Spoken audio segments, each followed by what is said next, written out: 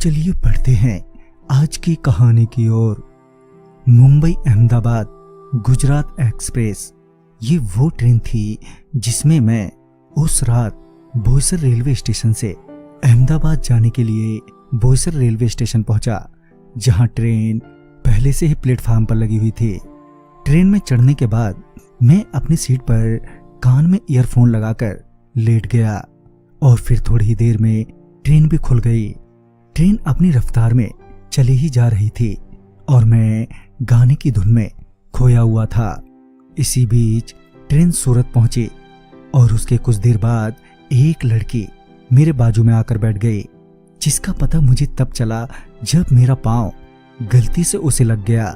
मैंने तुरंत ही उसके लिए उस लड़की से माफी मांगी और उठकर बैठ गया। तकरीबन घंटा भर वो लड़की वहीं बैठी रही। फिर तभी ट्रेन रुकी और ट्रेन के रुकते ही वो लड़के वो ट्रेन से अपना बैग लेकर उतर गए। मैंने ट्रेन की खिड़की से देखा तो वहां कोई स्टेशन नहीं था, बल्कि कोई घना जंगल था। फिर ऐसे में वो लड़के क्यों उतर गए थे? कहीं उसे कोई गलतफहमी तो नहीं हो गई? ये सोचकर मैं भी उसके पीछे समझाने के लिए ट्रेन से उतर गया। जब मैं ट्रेन से उतरा तो ऐसा लगा कि और भी कोई मेरे साथ उतरा है, क्योंकि वहां किसी और की भी आवाज आ रही थी। मैंने फ्लैश लाइट ऑन की और थोड़ा आगे बढ़ा तो मुझे वो लड़की जाते हुए दिख गई। मैंने आवाज देते हुए कहा, अरे बहन जी, यहाँ पर कोई स्टेशन नहीं है, आपको शायद कोई गलतफहमी हो गई है, चलो नहीं तो ट्रेन छूट जाएगी। मगर वो रुकी ही नहीं। मुझे लगा शायद मेरी आवाज उस तक नहीं पहुंच पा रही है, मगर मुझे इस बात का भी डर था कि कहीं इस पागल लड़की के चक्कर में मेरी ट्रेन ना छूट जाए। ये सोचकर मैं दौड़कर उस लड़की के पास पहुंचा और बोला, क्या बहन, मैं आपको कब से कह रहा हूं कि यहाँ कोई स्टेशन नहीं है, दूर दूर तक ये पूरा जंगल ही है, आपको दिखाई नहीं देता है? चलो यहाँ से, आप यहाँ सुरक्षित नहीं हैं। तभी मेरे मोबाइल की फ्लैश लाइट ऑफ हो गई और जब फ्लैश लाइट मैंने ऑन की तो देखा कि वो लड़की बिल्कुल बदल गई है। उसके कपड़े फटे हुए हैं, लगभग पूरा शरीर दिखाई दे रहा था, साथ ही उसके पूरे शरीर पर नोचने के निशान थे। मैंने तुरंत ही मुंह फेर लिया और डर से आंखें बंद कर ली। कुछ देर तक तो वो खामोश रही। फिर वो लड़की रोते हुए बोली, अब तो यही मेरा स्टॉप बन गया है, मैं यहाँ से कहीं नहीं जा सकती और अब मुझे डर भी नहीं लगता, मगर मुझसे लोगों को डर लगता है। तभी मैंने उस लड़की से पूछा, क्यों, ऐसा क्या हुआ बहन आपके साथ? इस पर वो बोली, कुछ महीने पहले मैं अकेली ही इसी ट्रेन से सफर कर रही थी। मुझे कुछ अंदाजा नहीं था कि मेरा स्टेशन कब आएगा और सफर के दौरान अचानक ही मेरी आंख कब लग गई मुझे पता ही नहीं चला, और जब मैं उठी तो मुझे अंदाजा नहीं था कि मैं कहां पर पहुंच गई हूं। मैंने जब साथ में सफर कर रहे एक आदमी से पूछा तो उसने बताया कि वो स्टेशन तो अभी अभी निकल गया है। ये सुनते ही मैं थोड़ा घबरा गई। मुझे समझ नहीं आ रहा था कि मैं क्या करूं। तभी उस आदमी ने कहा, वो स्टेशन अभी ज्यादा दूर नहीं छूटा है, मैं आपको स्टेशन तक छोड़ आता हूं। मैंने बाहर देखा तो ट्रेन रुकी हुई थी और घबराहट में मैंने कुछ ज्यादा सोचा नहीं और उस आदमी के साथ ट्रेन से नीचे उतर गई स्टेशन जाने के लिए।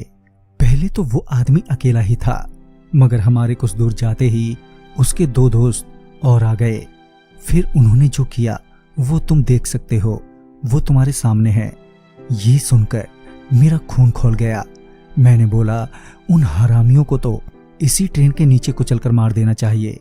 माँ कसम, मुझे मिल जाए ना तो छोड़ूंगा नहीं सालों को। इस पर वो लड़की बोली, उनको तो कब का मार दिया मैंने, मगर ऐसे कमीनों की कमी नहीं है। जैसे कि अभी जब मैं ट्रेन से उतरी तो तुम्हारे से पहले एक और आदमी मेरे पीछे पीछे उतरा और जब उसे लगा कि मैं अकेली ही हूं तो मुझसे अश्लील बातें करने लगा, पर मैं बिना कोई जवाब के ही आगे बढ़ती रही और मेरे पीछे पीछे वो भी। जब उसे लगा कि अब उसे कोई और नहीं देख रहा है तो उसने मेरा हाथ पकड़ लिया और जबरदस्ती करने लगा, मगर उसे पता नहीं था कि आज उसका आखिरी दिन है और उसका अब क्या हर्ष होने वाला है। ये सुनते ही मुझे याद आया कि जब मैं उतरा था तब मुझे लगा ही था कि कोई और भी उस ट्रेन से उतरा है। मैं आगे कुछ बोलता कि ट्रेन की हॉर्न बज गई और वो लड़की बोली, तुम जाओ, ट्रेन छूट जाएगी नहीं तो। पता नहीं क्यों वो मुझे अब अपनी सी लगने लगी थी और मैं उसे वहां छोड़कर नहीं आना चाहता था। वो फिर से बोली, अरे जाओ, ट्रेन छूट जाएगी, अब मेरे को और कुछ नहीं हो सकता। कि तभी मैंने अपना ओवरकोट और बिना उस लड़की की ओर देखे उसे वहीं छोड़ दिया। मेरी ट्रेन भी चलने ही वाली थी। ट्रेन की ओर भागते हुए मैंने पीछे पलटकर देखा तो पाया कि उस लड़की, या अब बोलूं मेरी बहन ने, मेरा वो ओवरकोट पहन लिया था। मैं ट्रेन की ओर भाग ही रहा था कि मुझे बगल में ही कोई और भी भागता हुआ नजर आया। वो भी एक यात्री ही था जिसे बहुत चोट आई थी। उसके पूरे कपड़े फटे हुए थे, शरीर से खून निकल रहा था। वो बेहदास लड़खड़ाते हुए ट्रेन की ओर चिल्लाते हुए दौड़े जा रहा था। तभी ट्रेन रुक गई। शायद किसी ने ट्रेन की चेन खींच दी थी और कुछ लोग उसकी आवाज सुनकर उसकी मदद के लिए आ गए।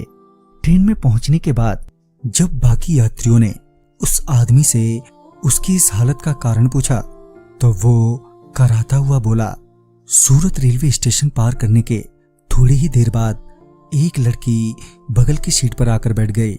मुझे लगा कि कहीं कोई चोर तो नहीं है। ये सोचकर मैंने उस पर नजर बनाई रखी। तभी ट्रेन के रुकते ही वो ट्रेन से उतर गई, वो भी जंगल में ही। मुझे लगा कि पक्का कोई ना कोई पंगा जरूर है, लिहाजन मैं उसके पीछे निकल गया। कुछ आगे जाकर वो लड़की रुक गई। उसके रुकते ही मैंने उससे पूछा, कौन हो तुम? इतने में ही उसने अपना रूप बदल लिया। उसके नाखून अचानक ही बड़े बड़े और नुकीले हो गए और मेरी ये हालत कर दी। वो आदमी अपनी गलती मानने के बजाय अभी भी उस लड़की को ही दोष दे रहा था। इंसान ऐसा लीचड़ भी होता है। उस आदमी को किसी तरह की मेडिकल सहायता मिलती उससे पहले ही उसने दम तोड़ दिया। खैर, उस आदमी को अपने की सजा तो मिल गई, मगर मुझे बहुत दुख लग रहा था उस लड़की के लिए। तो दोस्तों, मैं आपका दोस्त राजकुमार आपसे यही कहूंगा कि सभी लोग अच्छे या बुरे नहीं होते, मगर किसी पर भी भरोसा दिखाना, वो भी बिना कुछ जाने, कहीं ना कहीं आपको किसी मुसीबत में डाल सकता है, जैसा कि उस लड़की के साथ हुआ। तो हर स्थिति में अपनी बुद्धि का साथ ना छोड़ें। अपने अहम फैसले लेते वक्त शांति से सोच विचार करें। तो वीडियो आपको पसंद आई हो तो लाइक शेयर करें और साथ ही हमें कमेंट बॉक्स में जरूर बताएं। तो मैं आपका दोस्त राजकुमार जल्द ही मिलूंगा ऐसी ही एक नई कहानी के साथ। तब तक के लिए बाय एंड टेक केयर।